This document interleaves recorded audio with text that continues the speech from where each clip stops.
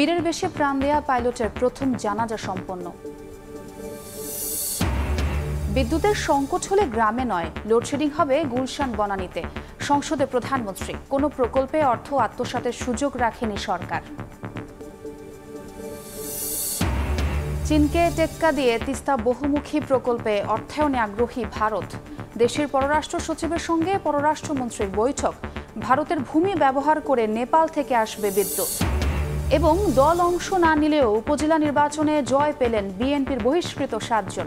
জনগণের অধিকার প্রতিষ্ঠা হয়নি বলছেন কেন্দ্রীয় নেতারা। ভোট পরবর্তী সহিংসতায় আহত অন্তত 13।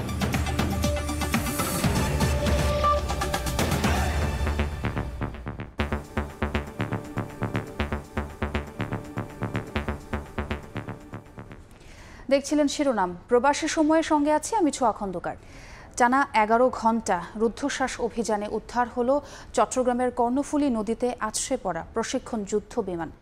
তীব্র স্রোতের মধ্যেই বৃহস্পতিবার রাত 11টার কিছু পরে বিধ্বস্ত বিমানটি টেনে তোলে নৌবাহিনীর উদ্ধারকারী জাহাজ বলবান। পরে হস্তান্তর করা হয় বিমান বাহিনীকে। শাখাউদ্দিপুর ক্যামেরায় কমলদের রিপোর্ট। প্রথম পর্যায়ে নামানো হয় একাধিক ডুবুরি দলকে।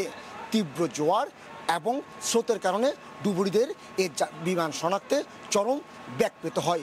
সন্ধ্যা 6টা নাগাদ তারা বিমানটি শনাক্ত করতে সমর্থ হয় এবং সেখানে তারা একটা চিহ্ন রেখে যায়।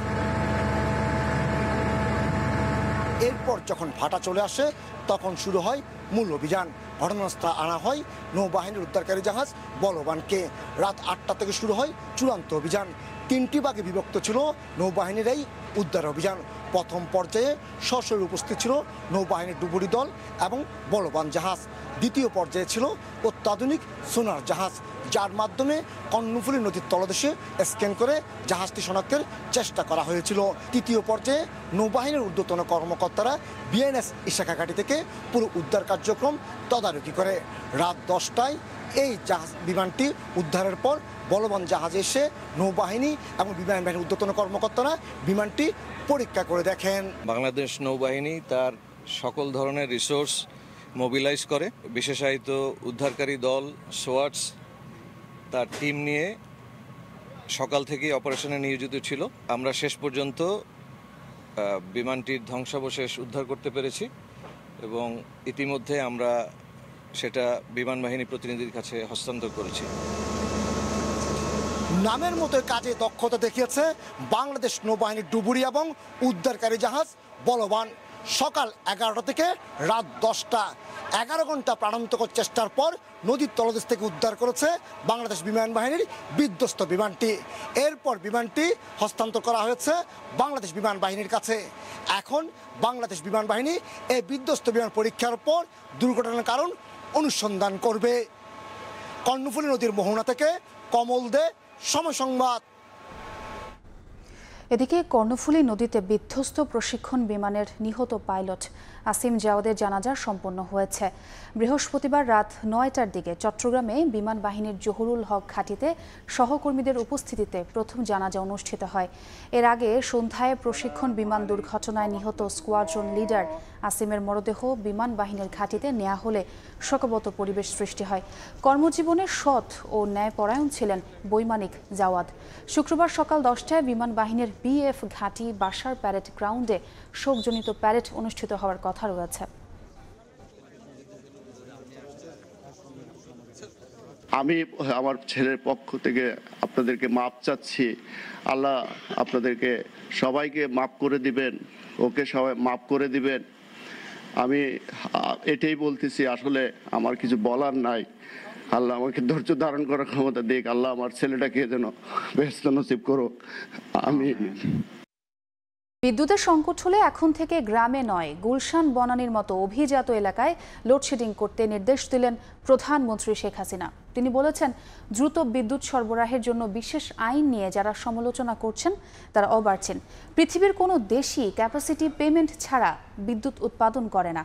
বৃহস্পতিবার রাতে দ্বাদশ জাতীয় সংসদের দ্বিতীয় অধিবেশনের সমাপনী সেশনে বক্তব্য দেন সংসদ নেতা। আমরা কিন্তু একের পর এক সাফল্য দেখাতে সক্ষম হয়েছি। এটা যতই বলেন, আজকে যেখানে 1600 মেগাওয়াট বিদ্যুৎ ছিল, আজকে তো 16,000 মেগাওয়াটের উপরে আমরা উৎপাদন করতে পারি। বিশেষ আইন এই জন্য করেছি, আমি তো ব্যক্তি খাতে সব উন্মুক্ত করে দিয়েছি। পৃথিবীর এমন কোনো দেশ আছে যেখানে ক্যাপাসিটি চার্জ ছাড়া বিদ্যুৎ কেন্দ্র নির্মাণের চুক্তি স্বাক্ষর হয়? একটা দেশ দেখান। এই ক্যাপাসিটি চার্জ বলে বলে সব চিৎকার, এটা বলে চিৎকার, ওটা বলে চিৎকার। বিশেষ আইনে কাউকে কিন্তু দায় মুক্তি দেওয়া হয়নি। এটার প্রয়োজন নাই যারা বলে তাদেরকে কি বলবো? অর্বাচীন ছাড়া। যে প্রচণ্ড গরম, সেখানে লোডশেডিং হয়েছে, আমরা সেটা স্বীকার করি, কিন্তু কৃষকের তারা যেন শেষটা পায় সেখানে কোনো অভাব হয়নি, আমরা সেটার ব্যবস্থা রেখেছি। আর 1000 মেগাওয়াট বা 2000 মেগাওয়াট যেদিন লোডশেডিং হবে, আমরা আমার গ্রামে লোডশেডিং আর দেবে না, দেবা গুলশান, বাড়িধারা, বনানী, বড় লোকদের জায়গায়, যারা সব থেকে বেশি বিদ্যুৎ ব্যবহার করে। তারা একটু 2 ঘন্টা করে দিলে আমার কিন্তু অনেক সাশ্রয় হয়, আমার কৃষকের আর অভাব হবে না। এখন থেকে সেটাই করবে। এটা মন্ত্রীকে, প্রতিমন্ত্রীকে বলছিলাম, তুমি যেখানে থাকো ওইখানে লোডশেডিং দেখতে চাই। প্রজেক্ট দিয়েই তো আগে টাকা খাওয়া, আর আমরা প্রজেক্ট শেষ করে ছাড়ি, ওখানে টাকা খাওয়ার কোনো সুযোগ নাই। এটা হলো বাস্তবতা। যে কাজগুলো আমরা করেছি, যার শুভ ফলটা দেশবাসী পাচ্ছে, সেটাকে স্বীকার করেন। জনগণের কাছ থেকে কিন্তু আমাকে দূরে সরাতে পারবেন না। আমার একটা শক্তি হচ্ছে জনগণ। একটা আস্থা সৃষ্টি হয়েছে জনগণের মাঝে যে আমি তাদের জন্য কাজ করি। কাজে ওই আস্থা, বিশ্বাসটাই হচ্ছে আমার একমাত্র সম্বল, আর এই সম্বল নিয়েই আমি চলি। যতক্ষণ আমার দেশবাসী আমার পাশে আছে, আমি কাউকে পরোয়া করি না। চীনকে টেক্কা দিয়ে তিস্তা বহুমুখী প্রকল্পে অর্থায়নে আগ্রহী ভারত, সায় আছে সরকারেরও। বৃহস্পতিবার দুপুরে ভারতের পররাষ্ট্র সচিবের সঙ্গে সাক্ষাৎ শেষে কথা জানান পররাষ্ট্রমন্ত্রী। এদিকে নেপাল থেকে জলবিদ্যুৎ আমদানিতে ভারতের ভূমি ব্যবহারের আনুষ্ঠানিক সম্মতি পেয়েছে ঢাকা। চলছে ভারতের লোকসভা নির্বাচন। 4 জুন নতুন সরকার গঠন হবে দেশটিতে। এরই মাঝে ঢাকা সফর করলেন ভারতের পররাষ্ট্র সচিব বিনয় কোয়াত্রা। বৃহস্পতিবার সকালে প্রধানমন্ত্রীর সঙ্গে সাক্ষাৎ করে দিল্লি সফরের আমন্ত্রণ জানান তিনি। সেখান থেকে পররাষ্ট্রমন্ত্রীর সঙ্গে সৌজন্য সাক্ষাতে পররাষ্ট্র মন্ত্রণালয়ে আসেন কোয়াত্রা। ঘণ্টাখানেকের আলোচনায় উঠে আসে গুরুত্বপূর্ণ নানা ইস্যু।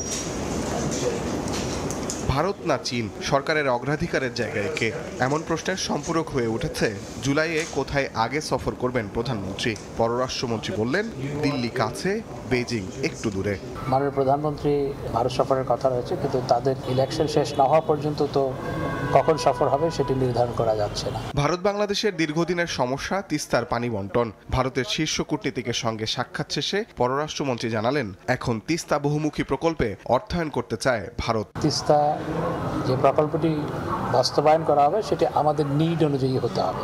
এদিকে নেপাল ও ভুটান থেকে জলবিদ্যুৎ আমদানির ক্ষেত্রে ভারতের ভূমি ব্যবহারের আনুষ্ঠানিক সম্মতি মিলেছে বলে জানান পররাষ্ট্রমন্ত্রী। নেপাল থেকে জলবিদ্যুৎ আমদানি করার ক্ষেত্রে সবকিছু ফাইনালাইজ হয়েছে। ট্যারিফ নিয়ে সেটিও অনেকটা চূড়ান্ত হয়েছে। এরপর দুদেশের সচিব পর্যায়ের বৈঠকে সীমান্ত হত্যা বিষয়ে উদ্বেগ প্রকাশ করে বাংলাদেশ। সীমান্তে বেশ কিছু আমাদের নাগরিক মারা গেছে, সেটা নিয়ে আমি আমাদের কনসার্ন ব্যক্ত করেছি। নন লিথাল যাতে ওয়েপন ইউজ করা হয় সেই ব্যাপারে আমরা জোর দিয়েছি। তাজওয়ার মাহমিদ, সময় সংবাদ, ঢাকা। জাতীয় নির্বাচনের পর উপজেলাতেও ভোট বর্জন করেছে বিএনপি। তবে প্রথম ধাপের নির্বাচনে জয়ী হয়েছেন বিএনপি থেকে বহিষ্কৃত 7 নেতা। এদিকে দলটির কেন্দ্রীয় নেতারা বলছেন, জনগণ এই সরকারের ওপর আস্থা হারিয়েছে বলেই কোনো নির্বাচনেই যাচ্ছেন না তারা। আহমেদ সালেহিনের রিপোর্ট। বর্তমান সরকারের অধীনে সুষ্ঠু নির্বাচন সম্ভব নয়, তাই তত্ত্বাবধায়ক সরকারের দাবিতে দ্বাদশ জাতীয় সংসদ নির্বাচন বর্জন করেছিল বিএনপি। তারই ধারাবাহিকতায় উপজেলা নির্বাচনও বয়কটের ঘোষণা দিয়ে মাঠ থেকে সরে যায় দলটি। বুধবার প্রথম ধাপের নির্বাচন অনুষ্ঠিত হওয়ার পরই এ নিয়ে বেশ সরব দলটির সিনিয়র নেতারা। এই নির্বাচনটি বর্জন করার পেছনে এই একটি উদ্দেশ্য, যে আমরা এই সরকারকে বুঝিয়ে দিতে চাই এই নির্বাচন ব্যবস্থাটি আসলে বিশ্বাসযোগ্য নয়। বিএনপি সবসময় নির্বাচনে যেতে চায় এবং আমরা মনে করি যে নির্বাচন ছাড়া তো ক্ষমতায় যাওয়ার কোনো রাস্তাও নেই। নির্বাচন কমিশন এবং সরকারের উপর থেকে আমাদের আস্থা উঠে গিয়েছে। তবে নানা যুক্তিতে দলের যারাই অংশ নিচ্ছেন উপজেলা নির্বাচনে তাদের বিরুদ্ধে ব্যবস্থাও নিচ্ছে বিএনপি। নির্বাচনে যারা অংশ নিচ্ছে এরা বিএনপির গুরুত্বপূর্ণ নেতা নয়, দলের অতি ক্ষুদ্র একটি অংশ। কিন্তু এই নির্বাচনে যারা যাবে তারা পরবর্তীকালে পস্তাবে, কারণ এতে নির্বাচিত হওয়ার কোনো সম্ভাবনাই নেই। বিএনপি আওয়ামী লীগ কাউকে কোনো স্পেস দেবে না। গণতান্ত্রিক প্রক্রিয়ার বক্তব্যটিকে ভিন্নমত থাকবে, কিন্তু যখন সার্বিক একটি সিদ্ধান্ত হবে সেটা কিন্তু মেজরিটি বেসিসে সিদ্ধান্ত নিতে হবে। কাজেই বিএনপির ভেতরে মেজরিটি ভেবেছে যে এই নির্বাচন যে অর্থহীন এবং একটি নিয়ন্ত্রিত নির্বাচন, একটা সাজানো নাটক, সেখানে না যাওয়াটা সবার জন্য, দেশবাসীর জন্য মঙ্গলজনক হবে। অবাধ, সুষ্ঠু ও গ্রহণযোগ্য নির্বাচন ব্যবস্থা নিশ্চিত না হওয়া পর্যন্ত আন্দোলন ও নির্বাচন বর্জন চালিয়ে যাওয়ার ঘোষণা দেন বিএনপি নেতারা। এই নির্বাচনে মানুষের কোনো উৎসাহ উদ্দীপনা নেই। আহমেদ সালেহীন, সময় সংবাদ, ঢাকা। ফিলিস্তিনে ইসরায়েলি বর্বরতার প্রতিবাদে বিক্ষোভ মিছিল ও সমাবেশ হয়েছে ঢাকায়। বিক্ষোভ মিছিল নিয়ে শত শত মানুষ ঢাকায় মার্কিন দূতাবাস ঘেরাও করতে গেলে পুলিশি বাধায় তা পণ্ড হয়ে যায়। পরে শাহজাদপুরের রাস্তায় অবস্থান নেন বিক্ষোভকারীরা। সেখানে স্বাধীন ফিলিস্তিন রাষ্ট্র গঠনের দাবি তোলেন তারা। হাতে স্বাধীন ফিলিস্তিনের পতাকা, চোখে মুখে ক্ষোভ আর দ্রোহের আগুন। ঢাকার রাজপথে স্বাধীন ফিলিস্তিন রাষ্ট্রের দাবিতে বিক্ষুব্ধ জনতা। দুপুর 12টার দিকে শুরু হয় প্রতিবাদী মিছিল। উদ্দেশ্য ঢাকায় মার্কিন দূতাবাস ঘেরাও। আমি ওদের সাথে আছি, এখানে দাঁড়িয়েছি ফিলিস্তিনের জনগণের পাশে দাঁড়ানোর জন্য। মিছিলটি আমেরিকান দূতাবাসের দিকে এগিয়ে যেতেই পড়ে পুলিশি বাধায়। এ সময় রাস্তায় অবস্থান নেন বিক্ষোভকারীরা। বলেন, মুখে মানবতার কথা বললেও গণহত্যায় মদদ দিচ্ছে আমেরিকা। বাংলাদেশের মানুষ ধিক্কার জানায় মার্কিন যুক্তরাষ্ট্রের অবস্থানকে। আমেরিকা সব জায়গায় মানবতার কথা বলছে, গণতন্ত্রের কথা বলছে, সেখানে কিভাবে ফিলিস্তিনে এত বর্বর হত্যাকাণ্ড হচ্ছে? মিছিল আর সামনে এগোতে না পারায় সেখানে এক সংক্ষিপ্ত বিক্ষোভে বক্তব্য দেন আয়োজকরা। একটা গণহত্যা হচ্ছে, আপনারা এই প্রতিবাদে শামিল হন। যুক্তরাষ্ট্রকে আমরা পরিষ্কার করে বলতে চাই, প্যালেস্টাইনের গণহত্যায় সহায়তা করবেন, মানুষ আপনাদের এই সব কথা বিশ্বাস করবে না। এ সময় পুলিশ জানায়, নিরাপত্তাজনিত কারণে আটকে দেয়া হয় মিছিল। শান্তি শৃঙ্খলা বজায় রাখার জন্য যা যা করার তাই করেছি। ইসরায়েলি আগ্রাসন বন্ধে বাংলাদেশ সরকারকে কূটনৈতিক তৎপরতা বাড়ানোর আহ্বান জানানো হয় বিক্ষোভ সমাবেশ থেকে। নাজমুস সালেহী, সময় সংবাদ, ঢাকা। মানব সেবার আড়ালে ভয়ঙ্কর সব অপরাধে মেতে উঠেছিলেন মিল্টন সমাদ্দার। নিজের আশ্রমে তার নির্যাতনেও মারা গেছেন অনেকে। সংবাদ সম্মেলনে ডিবি জানায়, গণমাধ্যমে প্রচারিত বেশিরভাগ অভিযোগই জিজ্ঞাসাবাদে স্বীকার করেছেন মিল্টন।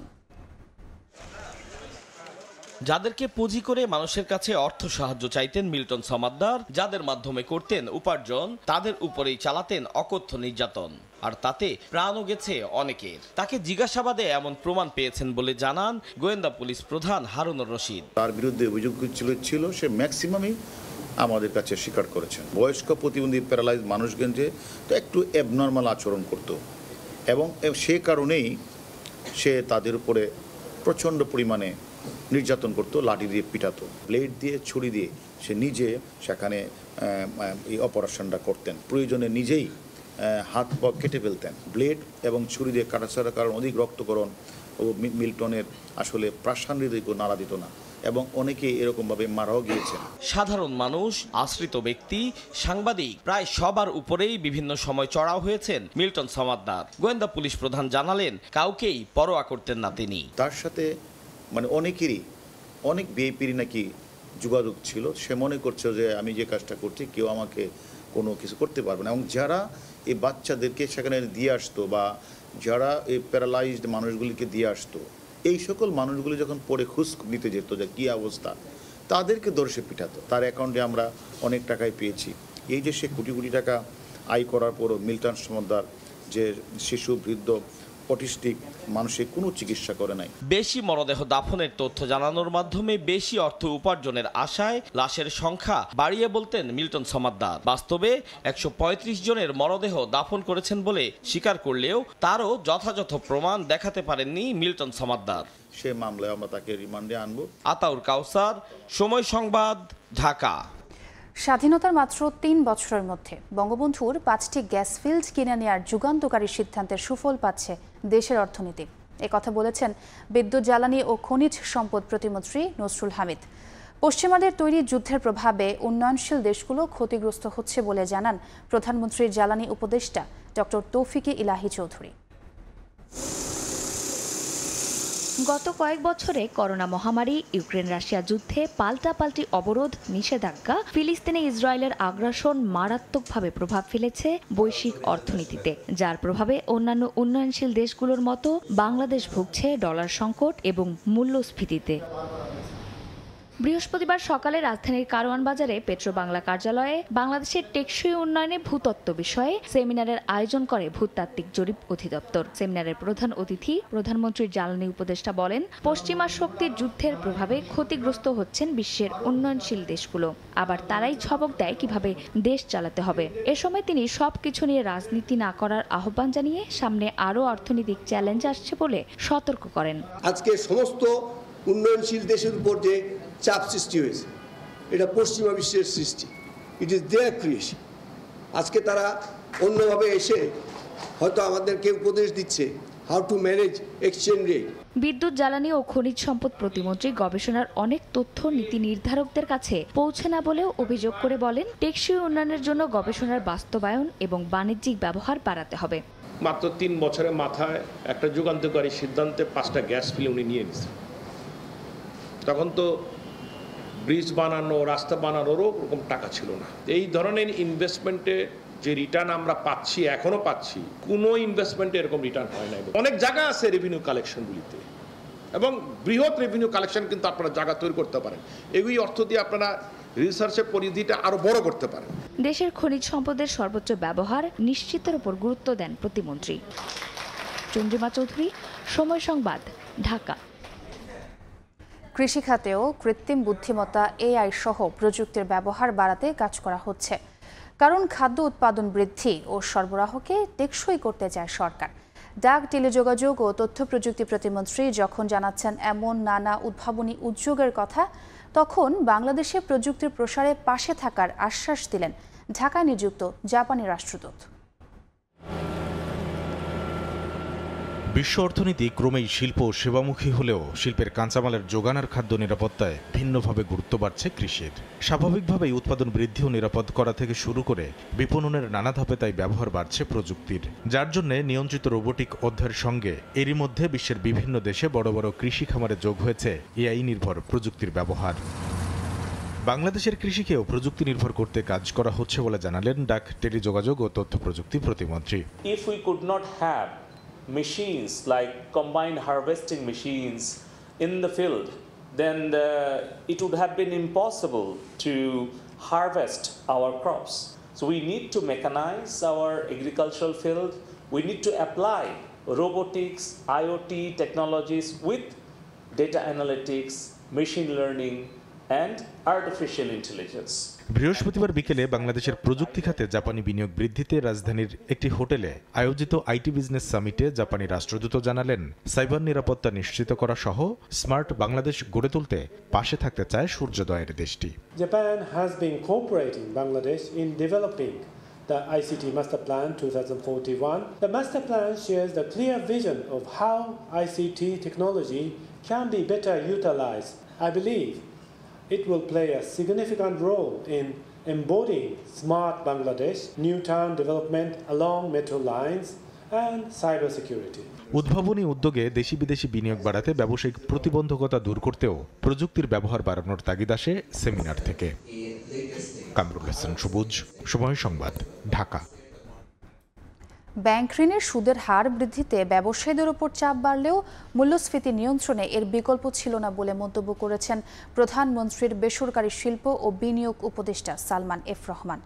রাজধানীর একটি হোটেলে US ট্রেড শোর উদ্বোধনী অনুষ্ঠানে তিনি বলেন, করদাতাদের ওপরই এনবিআর বেশি চাপ দিচ্ছে।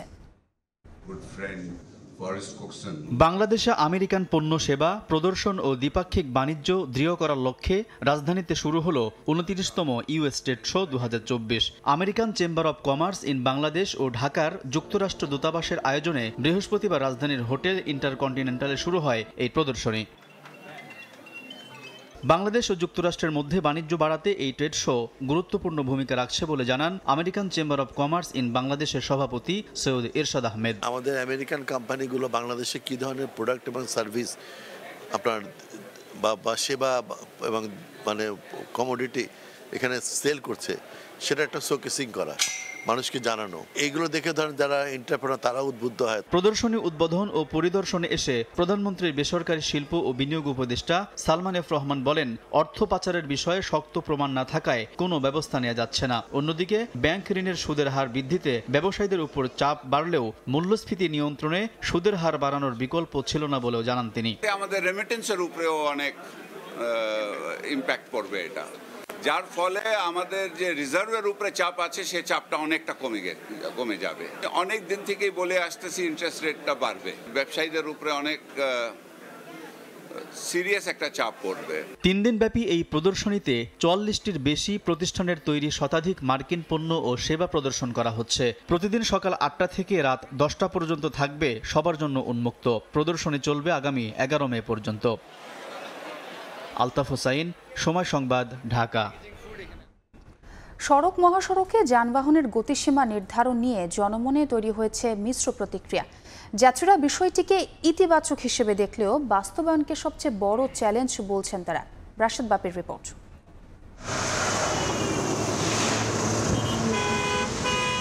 দেশে যোগাযোগ ব্যবস্থার অগ্রগতির সঙ্গে নতুন মাথা ব্যথার কারণ হয়ে দাঁড়িয়েছে যানবাহনের গতি। উন্নত প্রশস্ত সড়কে লাগামহীন বিভিন্ন গাড়ির ছুটে চলা এখন যেন নিয়মে পরিণত হয়েছে। এক ধরনের অসুস্থ প্রতিযোগিতার মধ্যে বন্দী হয়ে পড়েছেন চালক এমনকি যাত্রীরাও। এমন বাস্তবতায় দীর্ঘদিনের দাবির প্রেক্ষিতে সড়ক মহাসড়কে দুর্ঘটনার হ্রাস টানতে যানবাহনের সর্বোচ্চ গতিসীমা বেঁধে দিল সরকার। গত 5 মে সড়ক পরিবহন ও সেতু মন্ত্রণালয়ের জারি করা মোটরযান গতিসীমা সংক্রান্ত নির্দেশিকা 2024 অনুযায়ী জাতীয় মহাসড়ক ও এক্সপ্রেসওয়েতে প্রাইভেট কার, মাইক্রোবাস, বাস, মিনিবাস ঘন্টায় সর্বোচ্চ 80 কিলোমিটার গতিতে চলবে। মোটরসাইকেলের ক্ষেত্রে এক্সপ্রেসওয়েতে ঘন্টায় সর্বোচ্চ 60 কিলোমিটার, জাতীয় মহাসড়ক ও জেলা সড়কে 50 কিলোমিটার এবং সিটি কর্পোরেশন এলাকায় গতি রাখতে হবে 30 কিলোমিটার।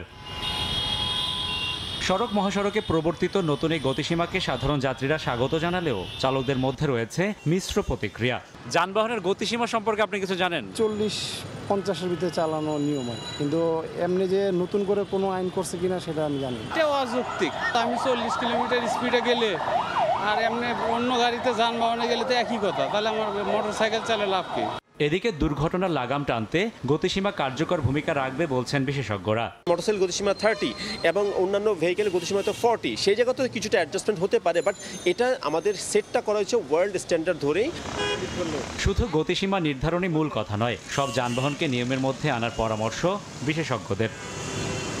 অনেকটা দেরিতে হলো সড়ক মহাসড়কে যানবাহনের গতিসীমা তার আইনি ভিত্তি পেয়েছে ঠিকই, কিন্তু দেশ জুড়ের বাস্তবায়নকে সবথেকে বড় চ্যালেঞ্জ হিসেবে দেখছেন বিশেষজ্ঞরা। পাশাপাশি এই নীতিমালা আইন প্রয়োগকারী অশুদ্ধ ব্যক্তির অর্থ উপার্জনের পথ যাতে না হয় সেদিকেও লক্ষ্য রাখতে হবে। রাশেদ বাপ্পি, সময় সংবাদ, ঢাকা। সৌদি আরবে পৌঁছেছে বাংলাদেশ বিমানের প্রথম হজ ফ্লাইট। 419 জন যাত্রী নিয়ে জেদ্দার কিং আব্দুল আজিজ বিমানবন্দরের হজ টার্মিনালে পৌঁছায় ফ্লাইটটি। দেশটিতে নিযুক্ত বাংলাদেশের রাষ্ট্রদূত সহ অন্যান্য কর্মকর্তারা বাংলাদেশি হজ যাত্রীদের স্বাগত জানান। বিমানবন্দরের ব্যবস্থাপনা নিয়ে সন্তোষ প্রকাশ করেন বাংলাদেশি যাত্রীরা। রিয়াদ থেকে আরিফুর রহমানের রিপোর্ট। স্থানীয় সময় সকাল 11:30টায় 419 জন হজযাত্রী নিয়ে বাংলাদেশ বিমানের চলতি বছরের প্রথম হজ ফ্লাইট সৌদি আরবের জেদ্দার কিং আব্দুল আজিজ বিমানবন্দরের হজ টার্মিনালে পৌঁছায়।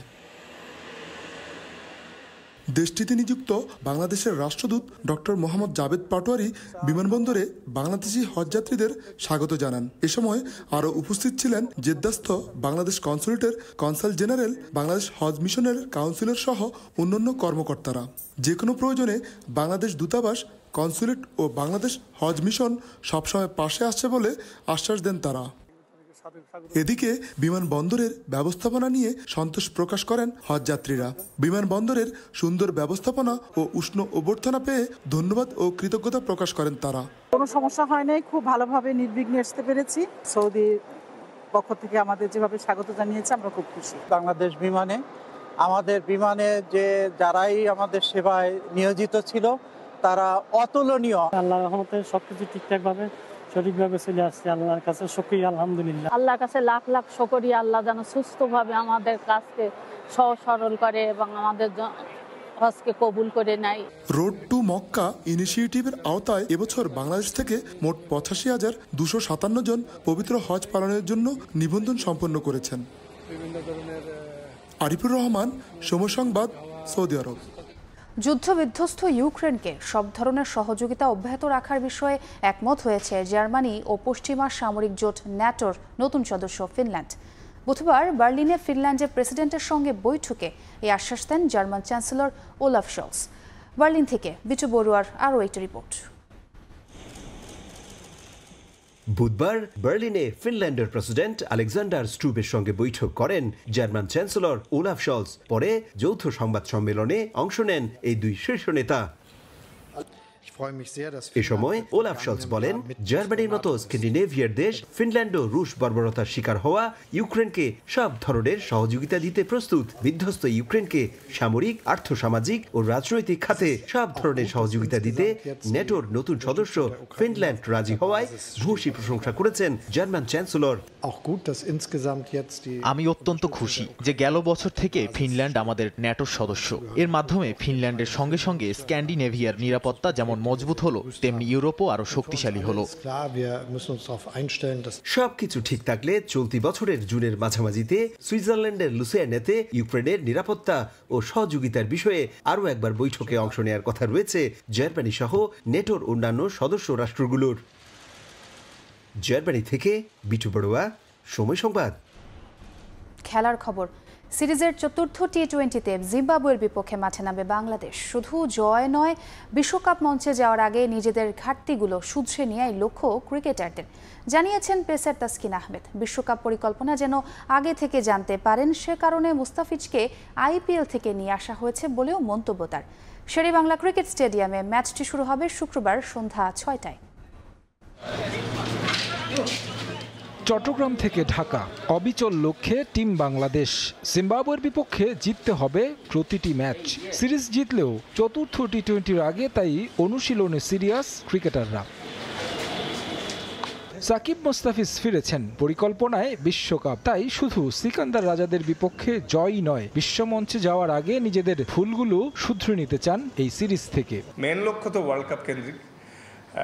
সবাই মানে টিম ওয়াইজ এবং যে যার জায়গা থেকে যদি 5-10% ইমপ্রুভমেন্ট নিয়ে ওয়ার্ল্ড কাপে ঢুকতে পারি, ভালো ক্রিকেট খেলতে পারবো এবং আমাদের স্টার্টটা অনেক ইম্পর্টেন্ট হবে। তো আসলে যতই কথা হচ্ছে জিম্বাবুয়ে নিয়ে, আবার যদি একটা ম্যাচ হেরে যাই তখন কিন্তু আবার অন্যরকম কথা হবে যে জিম্বাবুয়ের সাথে হারছে। জিতলে ক্রেডিটটা কম পাই আমরা ছোট টিমের সাথে খেলে। ইমপ্রুভমেন্টের ধারাটা রেখে সবাই খেলার চেষ্টা করি এবং সবার মধ্যে এটাই লক্ষ্য যে ওয়ার্ল্ড কাপে কিভাবে ভালো করা যায়। আইপিএল শেষ হওয়ার আগেই দেশে ফেরানো হয়েছে মুস্তাফিজকে। বিশ্বকাপের প্রস্তুতি সিরিজ হলে আইপিএল কি বড় মঞ্চ ছিল না অভিজ্ঞতা অর্জনের? তাহলে কেন ফিজকে ফিরিয়ে আনা হলো? ব্যাখ্যা দিয়েছেন তাসকিন, মুখ খুলেছেন আইপিএলে নিজের অনাপত্তিপত্র না পাওয়া নিয়েও। যে ওকে আনার কারণটা হচ্ছে যাতে ও আমাদের টিম প্ল্যানিংটা এবং টিম কালচারের ক্ষেত্রে যাতে একটু অ্যাওয়ার হয়ে তাড়াতাড়ি যাইতে পারে। অ্যাট দ্য সেম টাইম কয়েকটা দিন রেস্ট নেওয়ার ব্যবস্থা করেছে ওকে, কারণ ও আমাদের one of the main bowler. So এটাই আসলে ডেফিনেটলি যে ওর ভালো আইপিএল কাটছে এবং যথেষ্ট এক্সপিরিয়েন্স ও এখান থেকে নিছে। ইনশাল্লাহ সামনে খেলবো, সামনে যখন ফ্রি টাইম পাবো। নট অনলি আইপিএল, এখন অনেক লিগস আছে। নীতি অলমোস্ট একই, হয়তো এক একজনের বডি টাইপ এক এক রকম, এজন্য হয়তো কনসার্ন থাকে বোর্ড যে। আর তাছাড়া অনেকেই স্পেশালি ফাস্ট বোলারদের যাদেরই দেখতেছেন সবারই কোনো না কোনো ইনজুরি ম্যানেজ করতে হচ্ছে। জিম্বাবুয়ের মতো দলের বিপক্ষেও ধুঁকছে টাইগার টপ অর্ডার। বিশ্বকাপের আগে যা চিন্তার বড় কারণ। কনসিস্টেন্টলি কাজ করে যাচ্ছে, কিভাবে আমাদের ব্যাটিং বা বোলিং আরও ইমপ্রুভ করা যায়। এটা আমরাও বুঝতে পারছি যে আমাদের এক্সপেকটেশন ওয়াইজ স্টার্ট হচ্ছে না। ইনশাল্লাহ এই দুইটা ম্যাচও আগের ম্যাচগুলো থেকে বেটার হবে ব্যাটিং। টানা 3 জয়ে সিরিজ নিশ্চিত করে রেখেছে শান্তর দল। চতুর্থ টি-20-র আগে অনুশীলন করেছে জিম্বাবুয়ে। টিম মিটিং এর পর ব্যাট বলের অনুশীলনে নিজেদের ঝালিয়ে নেন সিকান্দার রাজারা। সাকিব এবং মুস্তাফিজ ফেরায় পূর্ণতা পেয়েছে টাইগার স্কোয়াডে। এদিনের অনুশীলনটা যতটা না চতুর্থ টি-20-তে জিম্বাবুয়েকে বধ করা, তার চেয়ে গুরুত্বপূর্ণ বিশ্বকাপের প্রস্তুতিটা সেরে নেওয়া, এবং সেই কাজটা হাতুরু সিংহের কোচিং প্যানেল প্রত্যেকটা ক্রিকেটারকেই কিন্তু দেখিয়ে দিয়েছেন। মিরপুরের শেরেবাংলা ক্রিকেট স্টেডিয়াম থেকে তারেক হাসান শিমুল, সময় সংবাদ, ঢাকা। 10 মাস পর টি-20 স্কোয়াডে ফিরে প্রথম দিনের অনুশীলনের পুরোটা সময় ব্যাটিং করে কাটিয়েছেন টাইগার অলরাউন্ডার সাকিব আল হাসান। এখানেই শেষ নয়, পুরো দল যখন প্র্যাকটিস সেশন শেষ করে ফিরে গেছে ড্রেসিং রুমে, তখনও ব্যাটিং কোচ ডেভিড হ্যাম্পের সঙ্গে আলাদা সেশন করেছেন মিস্টার 75। সবার আগে সাকিব, সবার শেষেও সাকিব সবখানে।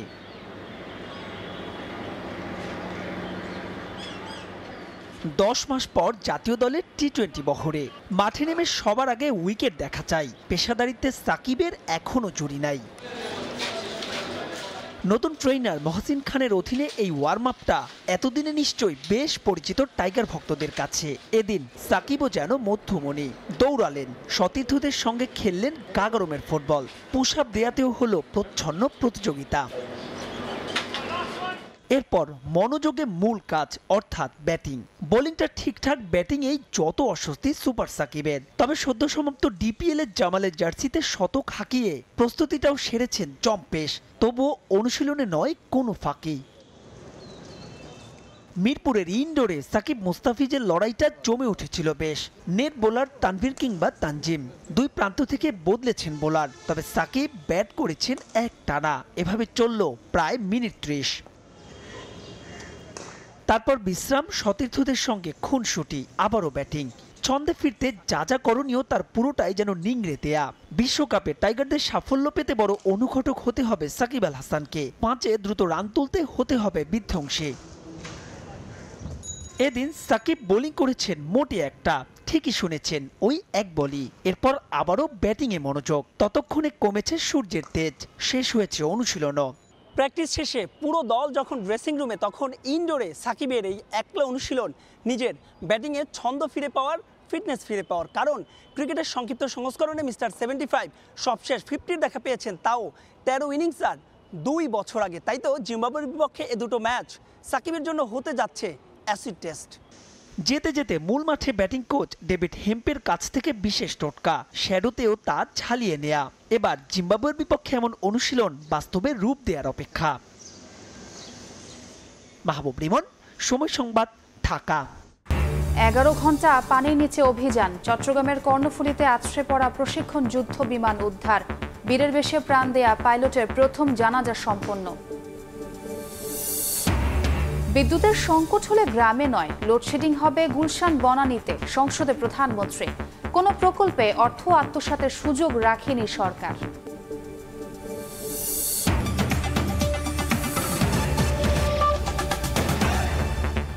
এই ছিল প্রবাসী সময়ে, সঙ্গে থাকুন সময়ের।